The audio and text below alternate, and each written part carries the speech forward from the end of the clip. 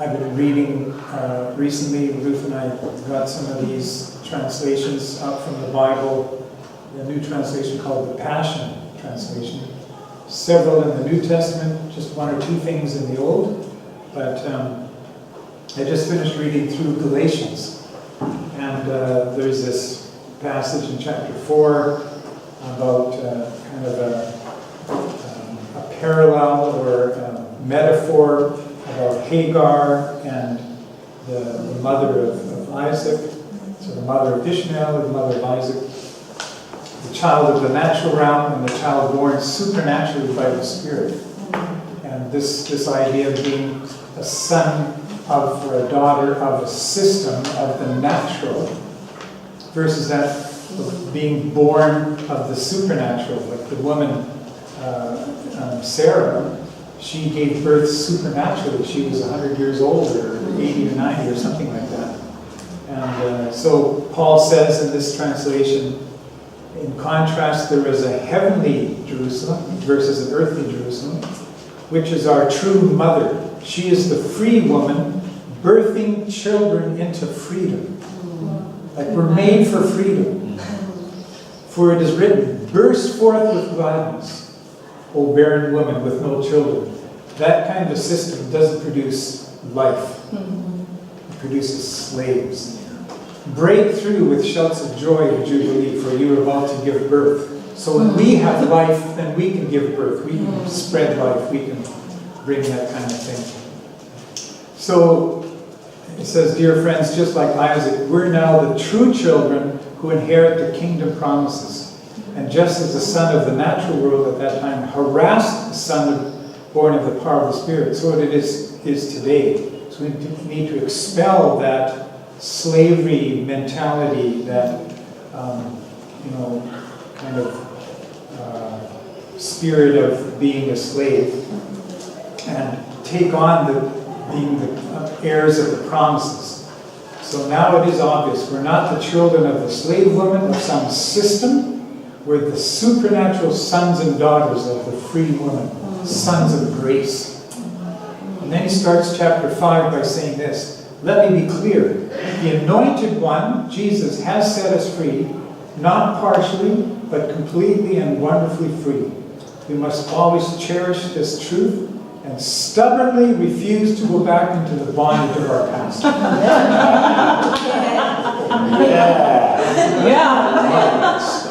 Yeah. And as we heard last night, forgiveness plays such a huge role. So bless the Lord for Jesus, who is the true liberator, the one who gives us freedom. We're going to do a session today, this morning, on something that's called the Father Ladder. And it's not totally new to me, but it's relatively new.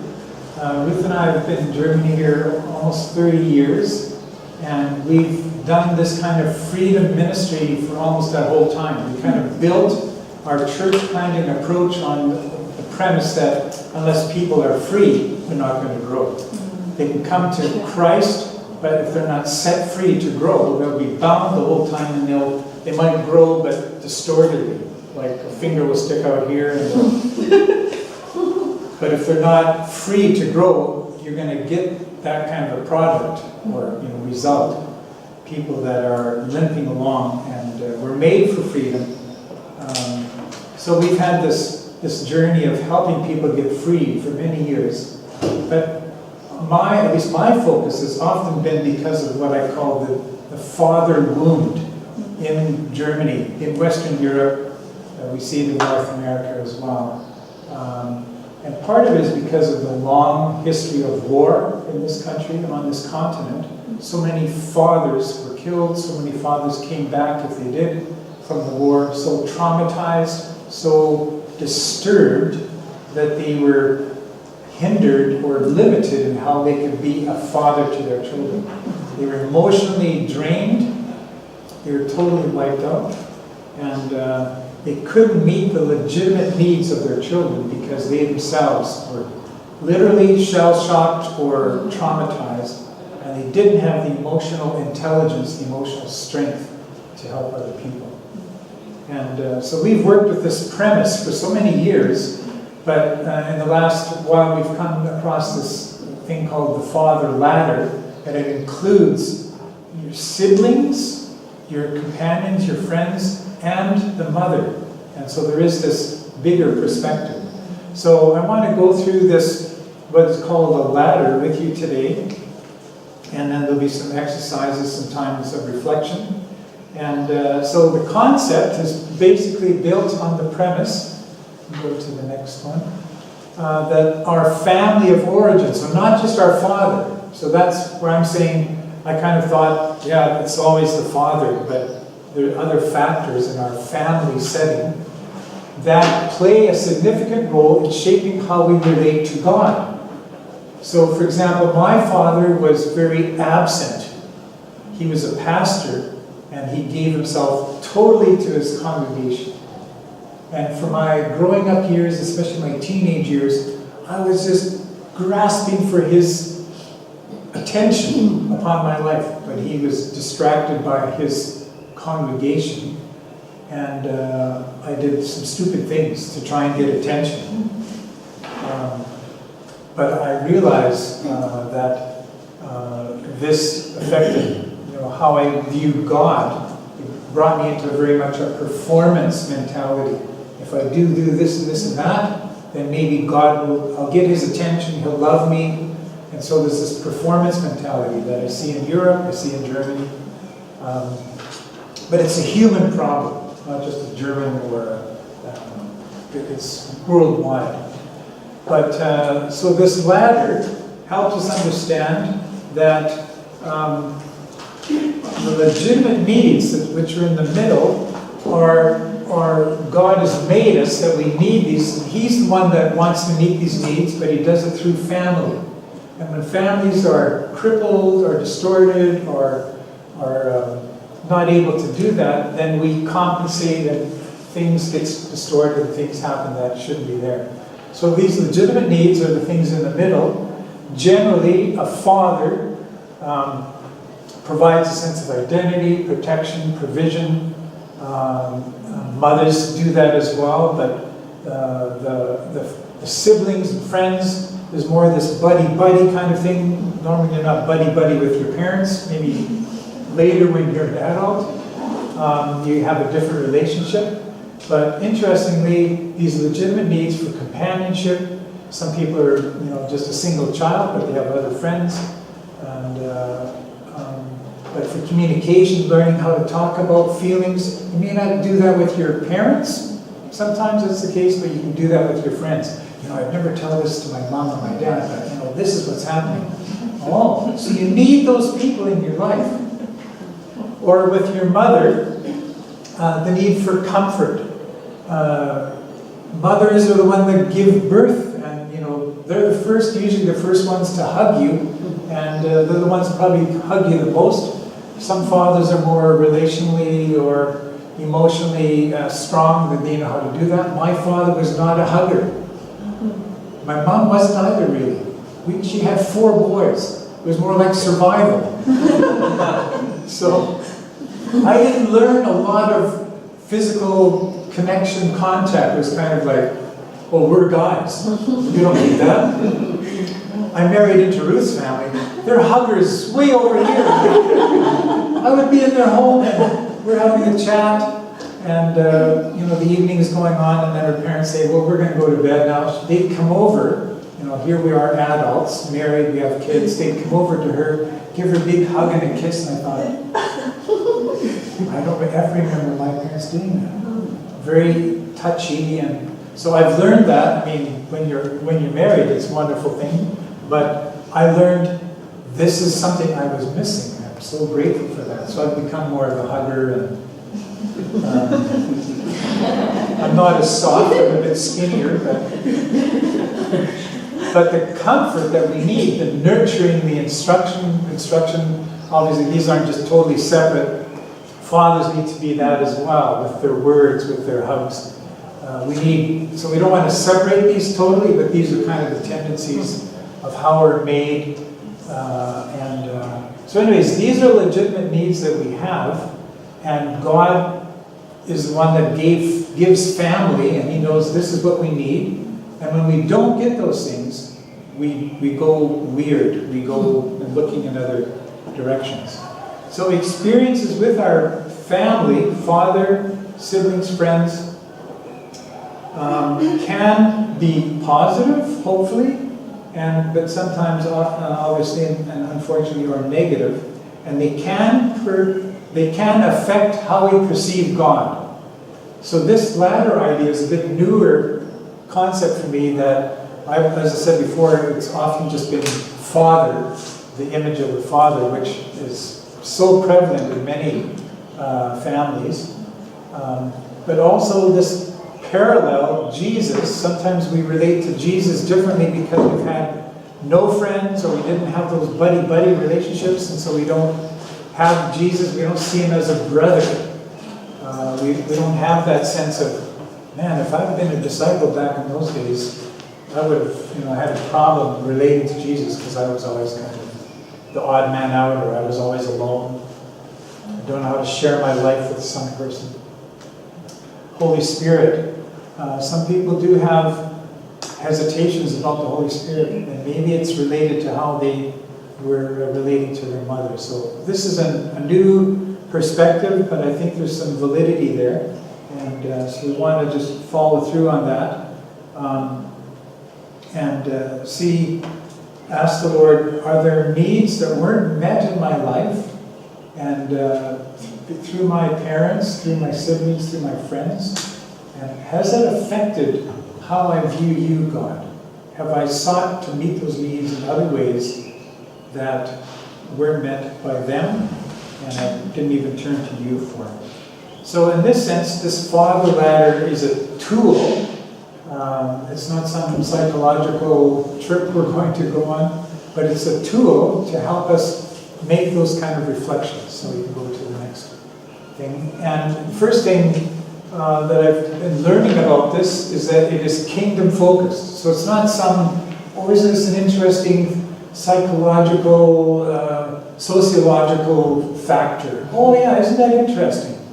No, it's not about, oh wow, this is interesting, but I want to know God better. We sang that. God, I want to know how good you are. I want to be overwhelmed by your goodness, and I want to know you better. This tool is to help us draw near to Him. Because that's my desire. Not, oh, we learned this new tool, it's kind of cool, I never saw that connection before. This isn't the point.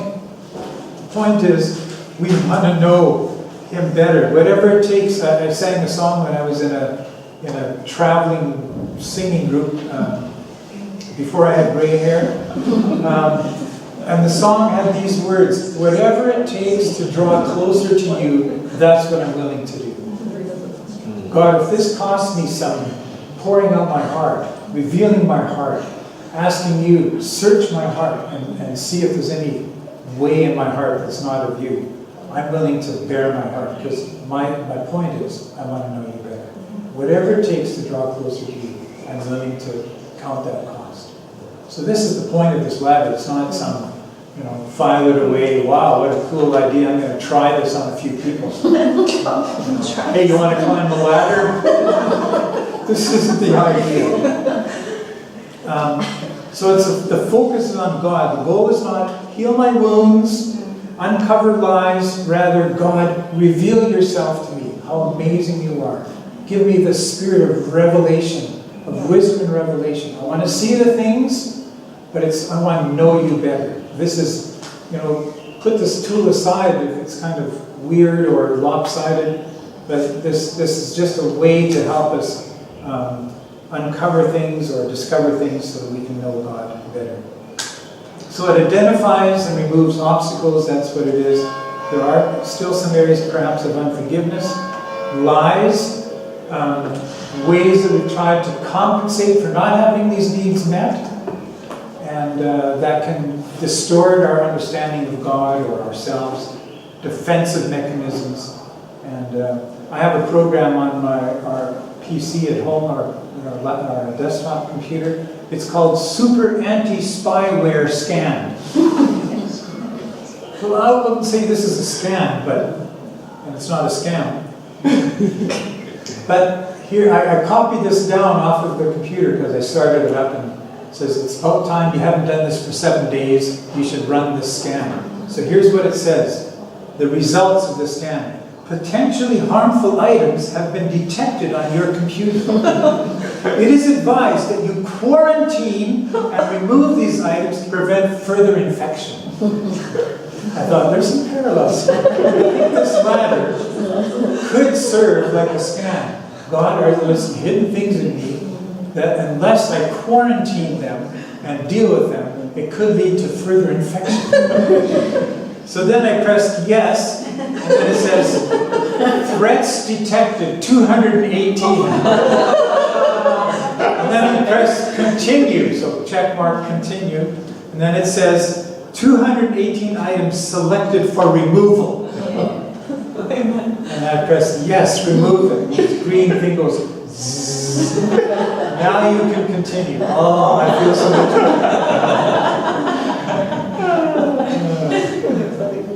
So I believe God, by His Spirit, He wants to help us identify these things. Like, don't get super introspective. Oh, I have to dig around, and oh, this is some kind of psychological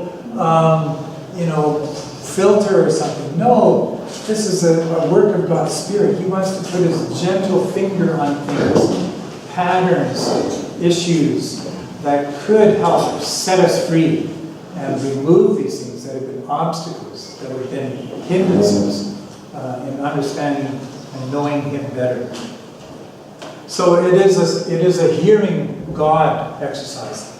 Open the eyes of our hearts, God. Ephesians 1, 17 and 18. Paul praises for the church in Ephesus. Oh, that the eyes of your heart might be opened. We might see and perceive and recognize things. And his prayer is so that you might receive the spirit of wisdom and understanding to know Him better. So we're asking the Holy Spirit, engage our imagination, help us perceive things where we've been hindered and blocked.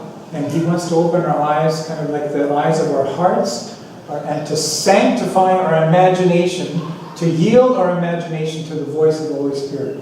God, give me a big picture of my life, especially my childhood, those so formative years where patterns were set up that maybe I'm not conscious of them, but no wonder I've lived like this, or responded to you, or understood you in this way because of those patterns, those events, those points in my life. And so we're going to ask Him to do that. We're going to invite the Holy Spirit to reveal Jesus. So we need to trust the Holy Spirit. We start with the Holy Spirit, we move on to Jesus, and then to the Father, because the Holy Spirit comes to exalt Jesus, He comes to reveal Him to us, and then Jesus says, and I came to reveal the Father. So I think this is, we've got the ladder, Father, Son, Holy Spirit, but it actually starts with the Spirit, because He's the one that wants to make Jesus real to us, and He's the one that hears from Jesus, and then Jesus wants to reveal the Father to us. How wonderful He is. I came, if you've seen me, you've seen the Father, He says in John 17. And so it's a prayerful process to help us see, to even have a desire to more deeply connect with Father, Son, Holy Spirit. This is our heart's cry. It's not just checked off, I went to this freedom session, I did this weird thing called the ladder. Cool. But the process will involve asking the question, what is my current picture of the Father, the Son, and the Holy Spirit? Identify obstacles. Are the things that have hindered me, that have twisted my thinking because legitimate needs were not met? And what do I need to confess? Or, again, this topic of forgiveness. Do I need to forgive my father, my dad?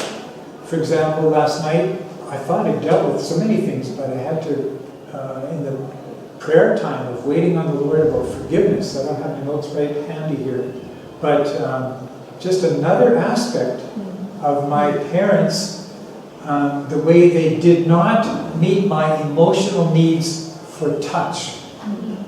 these 5 love languages, and one of them is touch. Well, I didn't realize it, but I was longing for that, but I never got it. And so the Lord just was telling me about that again last night. I've got such a loving, caring wife, and her family has taught me. I think I've become a more huggy, touchy person because God has done that, but I hadn't really, I had made that connection, but I hadn't really prayed about that. So that was another level of, oh God, you're such a hugger. He's the ultimate hugger. And so I had to, although my parents have been dead for over 20 years, I said, God, I forgive them for they were emotionally hindered because they didn't have that in their lives. They were brought up through the war years, lived on a farm. It wasn't giving me a hug, but here's a shovel. So I needed to forgive them just to cleanse my heart from this distortion and this lack of having that need met in me. And so this is what we'll do. We'll be forgiving people, those kind of areas, siblings and so on. And then asking God this prayerful process, and what is the new picture you want to give me of yourself? Like cleanse me, but not just, you can't set or reset press a reset button in that sense, but God is also the God of new days, of new journeys, and so this is our desire. So I came across something, I've shared this with some of the leaders, the ministry team people, and so this idea of having a broken heart, a need that was not legitimately met, this breaks your heart. You may not recognize it right away, but we live out of brokenness often because of some point in time and it never got healed. And so we kind of bandage it, we kind of wrap it, but it's never really been healed. And so the breaking of a heart is, you can't see it, but there is a red heart there in this child that's kind of leaning. And this comes from Isaiah chapter 61. And it's a prophetic word, and it's revealed by Jesus, or he receives this word for himself. In Luke 4, it was mentioned, I think already last night. But at a point in time, or a series of events that shaped or broke our hearts, give birth to captivity, we get captured by things. This happened to us, and it damages our view of God. We become prisoners of lies that we believe. If I only did this, then God or my parents would love me more. If I could get their attention. So that we become prisoners, as Ruth mentioned last night, it becomes a stronghold that can capture us and limit us. Or we become mourners, we become so sad, we become this heaviness or this spirit of fainting. And so this is kind of the background of this need for this father ladder to go through and ask God, where was I wounded? Where was my heart broken?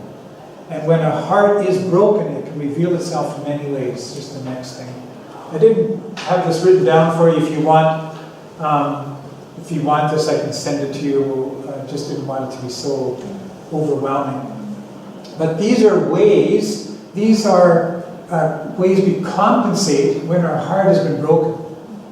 We have relational hurt and conflict. We become people-pleasing doormats. We do everything, hopefully someone will love me. That was part of my journey. Or we have body image struggles because my dad never told me, oh, you're a wonderful young man, or if you're a girl, oh, you're my princess. We get these struggles because we never received that. We need that. Or a drivenness and the need to be perfect. Like somehow, somebody will notice me if I perform perfectly. Fear, anxiety, anger, shame, racial hatred, prejudice, sexually addicted behavior, identity-related issues. These are all because legitimate needs were never met, or were not met in a proper way. So we end up feeling rejection and so on. But those are just the symptoms of brokenness. They're not the actual root of brokenness. So we need to deal with, you can go to the next one. These are not the real problem, they're merely the symptoms. And we need to deal with the roots. So this is what this ladder is about, to try and address what are the roots of the child. So you can go to the next slide. And the root issue or unsettled childhood hurt and pain. It can occur later, but we're kind of set up for how we respond to life by things that shape us in our early years. It can happen later, issues that we struggle with, but the premise of this person who came up with this idea, and we've seen it in our sharing with people over the years, it's often a pattern set up in our childhood, hurt and pain, and especially how we relate to our siblings, our parents. So we'll go to the next one. So these unsettled things express themselves in these aren't the symptoms, but these are the strategies. We believe lies. You know, well, my dad really doesn't have time for me. I'm not really that valuable. That's a lie we say to ourselves over and over again. And that's why the symptoms come. I've believed a lie, and this is how I then respond. So a lie becomes a stronghold in my mind. I can't think any other way, because that's how it was programmed. I had a legitimate need, it wasn't met, so I have to compensate somehow.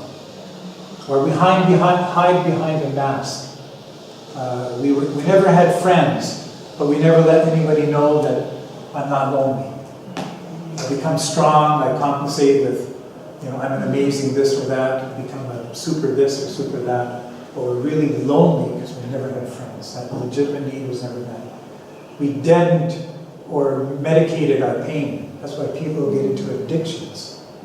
They can't get that need met legitimately, so they go for drugs, for medications, sleeping pills. This is the huge problem, the number one growing problem in the world is pornography. It's medicating this need for some intimacy that only needs to be met in marriage or in just knowing I'm a person without sex. I don't have to have sex to fulfill my life. That's something that's natural, but it becomes unnatural when we do it not the way that God intended. Or we follow other strategies to find life in other places. Our head becomes separated from our heart. It's like a beach ball. There's so much pain, but I'm just going to push that down. And so for years, it's like a beach ball. You learn how to hold that thing underwater. You become very good at that. And so your head knows what's in your heart, but you don't want that to be revealed, so you walk around in life just hoping no one will notice how hurt I am. So you become detached in how you deal with stuff. Anyways, when these legitimate needs are not met, we believe lies, we isolate, we withdraw, or we make vows like I did. My dad was like that. I will never be a dad like that. That was an inner vow I made. And Ruth had to remind me at one point, or one son was about 8 years old, 7 or 8 years old. She said, we were so into starting a church and doing ministry in Mannheim. I began to get so focused on that I was losing the affection and the attention of our one son. And I had this wake-up call. I actually realized I'd made this vow in my heart. I'm not going to be like my dad, because that's what he did to me. He did apologize when I was 15. Huge turning point. But that pattern was already set in there, and I had to really work against that. But there I was, repeating the same thing that my dad did, because I made this inner vow, maybe unknown to me, but or as I said, we disconnect, we medicate, we make bad choices, we look for love in all the wrong places, and we just become even more wounded. But there is good news. Very good. Let the bells ring. There's good news. This is the passage that Jesus, when he went to the synagogue one Sabbath, he stands up and he reads this passage and he says, and this has been fulfilled right now in your presence. Yeah. The Spirit of the Lord is upon me. He's come upon me to bring good news to the afflicted, to the wounded. He has sent me to bind up the brokenhearted, to proclaim liberty to captives, freedom to prisoners, to comfort all who mourn, giving them beauty for ashes, the mantle of praise instead of a spirit of fainting. So all those ways that a broken heart manifests itself, he came to heal those kind of things. Father, Son, Holy Spirit. Father, siblings, mother, all those connections. And this is the Holy Spirit at work, revealing Jesus, touching our hearts, mending, encouraging, setting us free from all those things that would capture us. And this is why we have such good news. And this is the power of the gospel. This is the power of the ministry of Jesus. This is his mission to set us free. And so, Becca, at this point we just wanted someone to come and share. I don't know how much overlap there will be, but we always trust the Holy Spirit. So come and share what God has done in your life.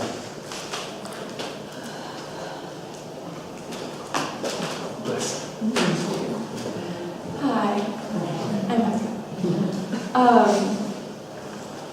There's overlap.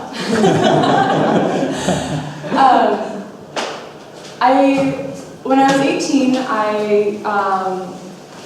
started actually getting to know God for myself. And not just because it was what was happening around me, but He really started getting my attention, and I was in a lot of discipleship training, and started hearing a lot of teachings like this. And a lot of it was focused just on the Father, but I love how this has, more of a complete picture, but at the same time it was very hard for me to it's like I knew that there was dysfunction in my relationship with God. I knew that there were things that were not quite right, but I didn't know what it was. And one of my leaders during this time, he was talking about the different kinds of trauma, and I don't remember all the details, but basically the concept was there's trauma type A and trauma type B.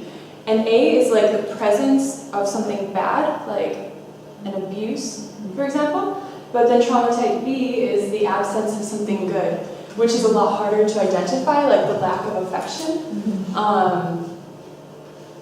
And that helped me so much in beginning to wrap my mind around these concepts, because before I had thought I had a pretty easy childhood. There was nothing no really big bad memories or anything like that, but yet there's this dysfunction and I didn't know where it came from. But then Ralph was saying, it's just well, first of all, don't go looking for something that's not there necessarily. Don't make things up, but the Holy Spirit is so faithful to highlight things. And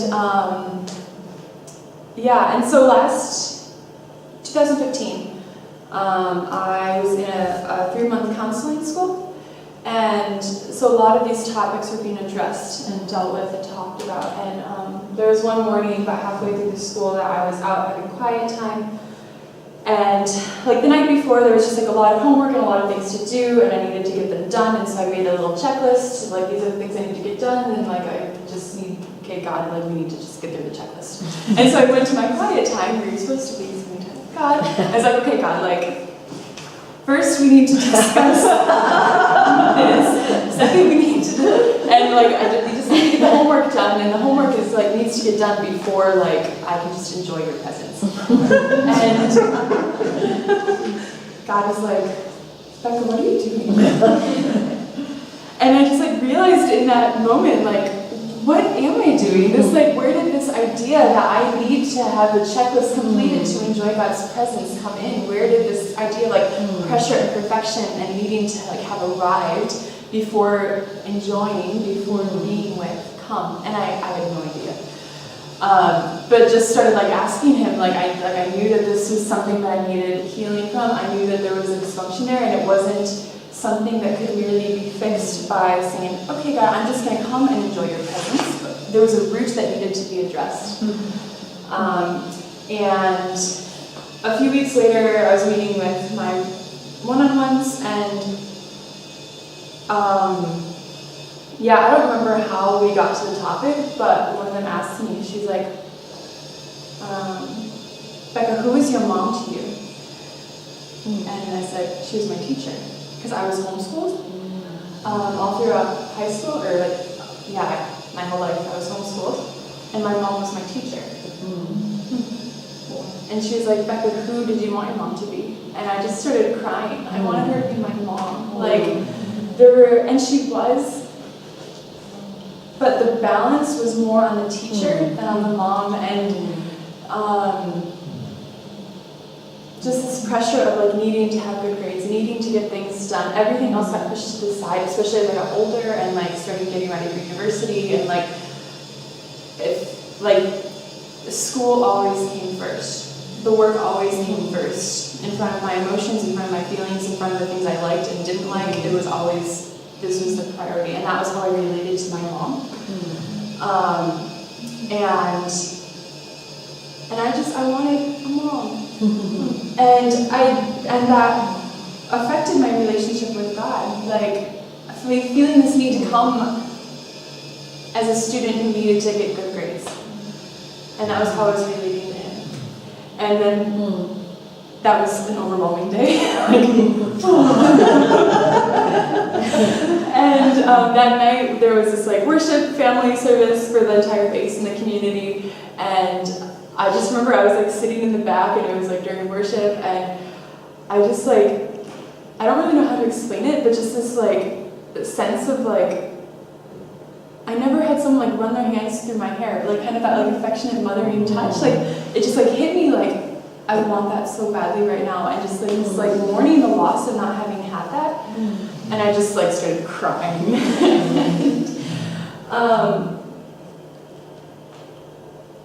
Yeah, the nurturing aspect I had missed, and I didn't see that in God, and I didn't know how to approach him in that way. And this like feeling that I wasn't cherished, but that there was just like expectation, and that was how I was relating with God. But he was so faithful. Like I recognized that there was an issue, and he was so faithful to pinpoint where that started and where that came from, and I was able to release forgiveness over my mom. And like, I mean, I have such a great relationship with her, which I'm so thankful for. But just forgiving, like she wasn't who I needed her to be during that time, and being able to forgive and find so much freedom in that, and like that opened up this way for me to really relate to God. And it's like, God, I don't need to come all put together. I don't need to come up here. I can come in my brokenness and in my incompleteness and just delight in your presence and know that you love me. And yes, there's work to do, and yes, there's things, but I don't need to have already arrived to be able to be. That sounds weird, but yeah. And yeah.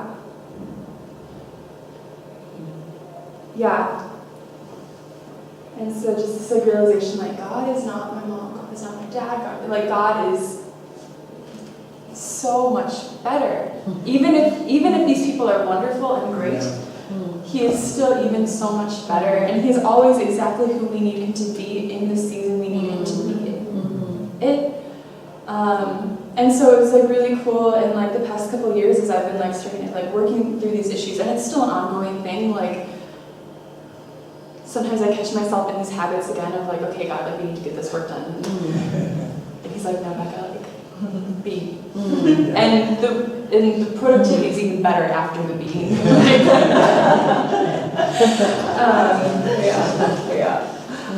But it's cool because even now it's like I missed that during that time, but that time is not gone forever. And so it's cool with my relationship with God, like being able to come and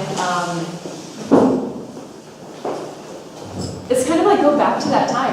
And like my relationship with him the past couple years has been that of like a little kid, like, God, like what do you think about this? And you're like that. And like it's like making up for the time that I lost, or making up for the he knows who to be, and he's so faithful to be that in the moment we need it. Even now, like even though maybe the time I needed that certain thing was like 10 or 15 years ago, God is present now and wanting to fill that now. And so Yeah. He's really faithful and really good, and really he cares about our lives, and he cares about our brokenness. And I just encourage you to ask him to let your heart break for what breaks his heart, and not to compare to, well, I didn't have a trauma like that, or I didn't have, because he cares about the big and he cares about what we call the little. And yeah.